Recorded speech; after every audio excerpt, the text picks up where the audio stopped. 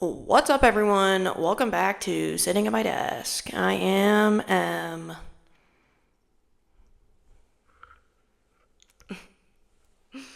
So, some stuff has happened since I last filmed a video.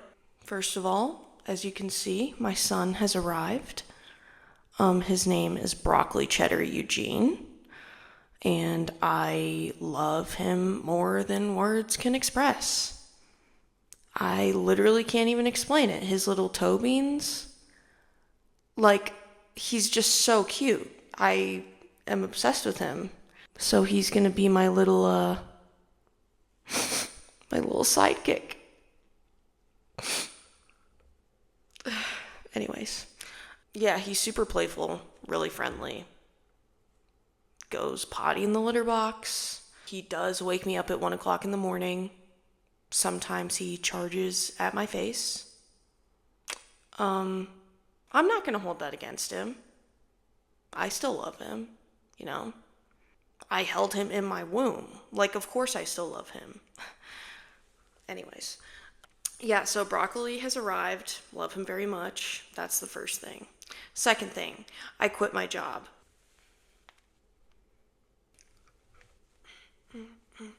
Yeah, I was a federal employee for 5 months, I think.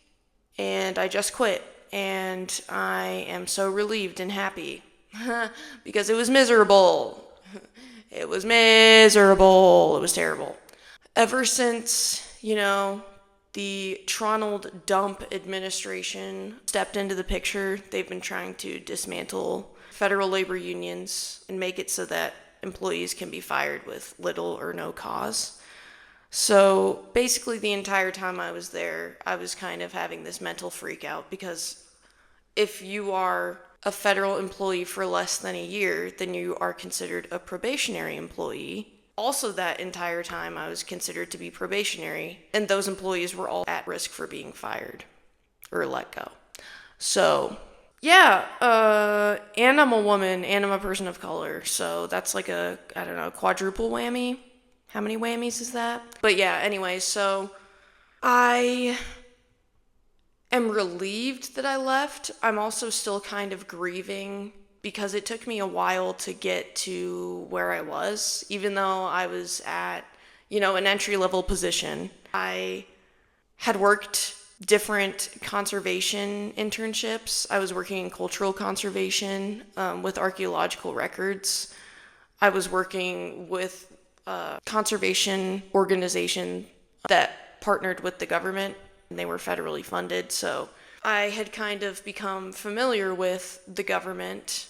And honestly, everyone I met and knew was lovely. It was not that was the problem. The administration wanted to take away, they are taking away telework, remote work, and it just seems to be a lot of fear-mongering that is kind of the focus. I don't know if everyone heard about the 5 bullet points, but when Elon was involved with OPM, the Office of Personnel Management, and I believe they conduct hiring and firing. I'll have to look that up to make sure, but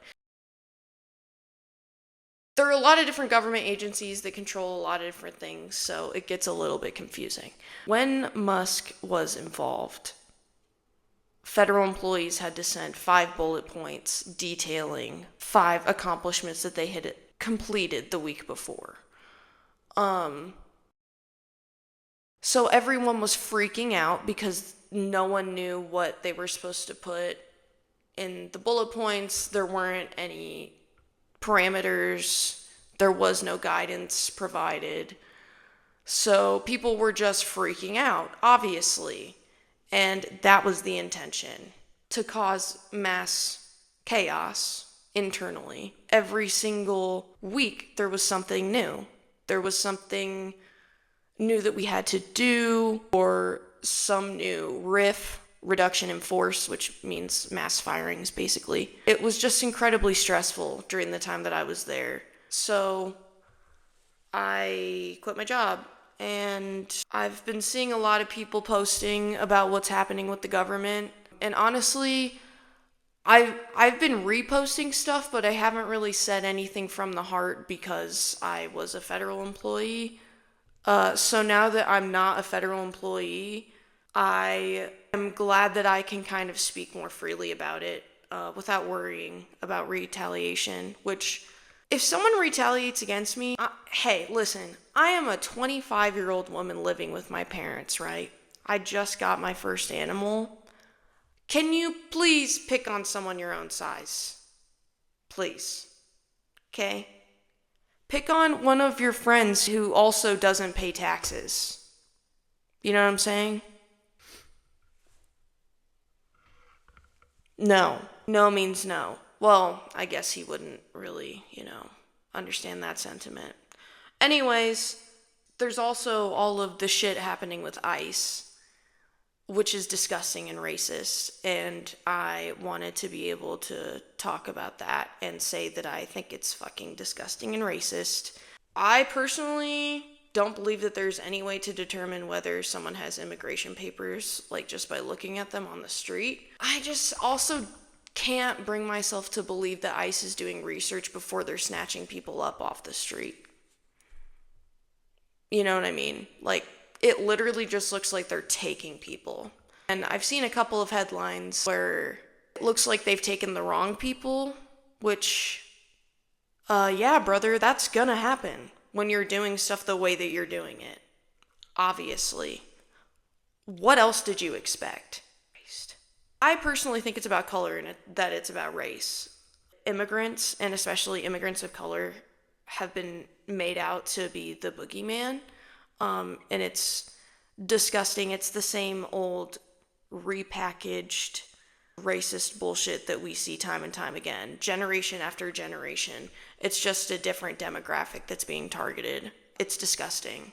The other thing I wanted to say too is that I really feel like there wouldn't be so many immigrants here if there weren't such a high demand for unethically cheap labor.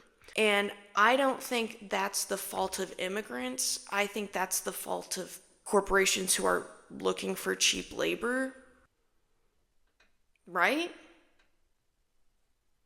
Hey, I don't know.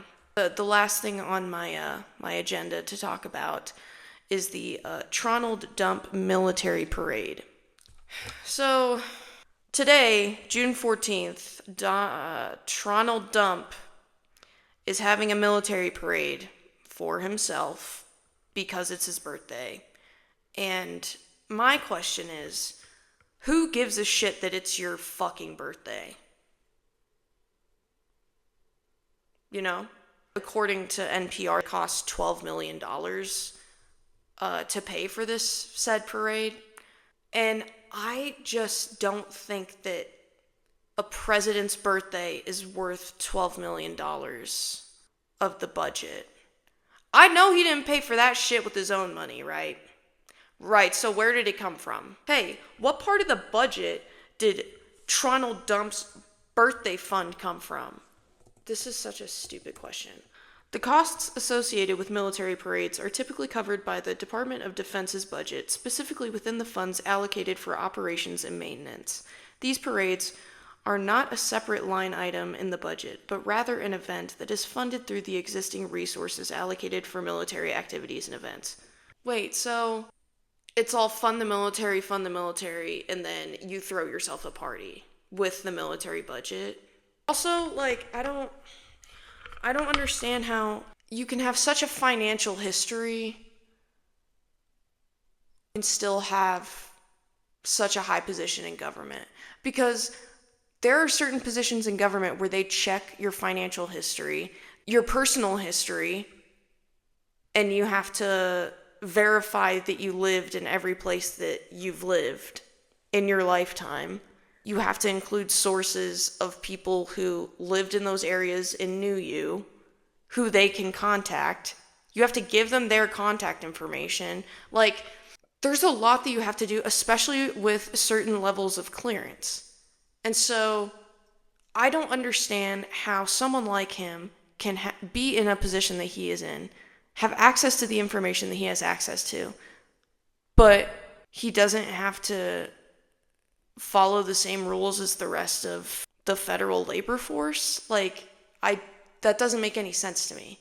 Honestly, everything that I've talked about, those are all reasons why I've quit. I feel like I've aged 10 years since I agreed to take the job, and that's not the fault of anyone that I worked with because, again, like I said, all the people I worked with were great. Just everything that was happening at the top that trickled down to us was terrible. So it was a mess, and it's gonna continue to be a mess because with the mass layoffs and a bunch of people left the labor force, the government is going to struggle to find people to work for them. Normally, the government is a relatively stable career, I would say, but this administration kind of upended all of that. I do want to end this video on a happy note because it's not all doom and gloom. I have this little guy. Hi, buddy. Oh. Oh.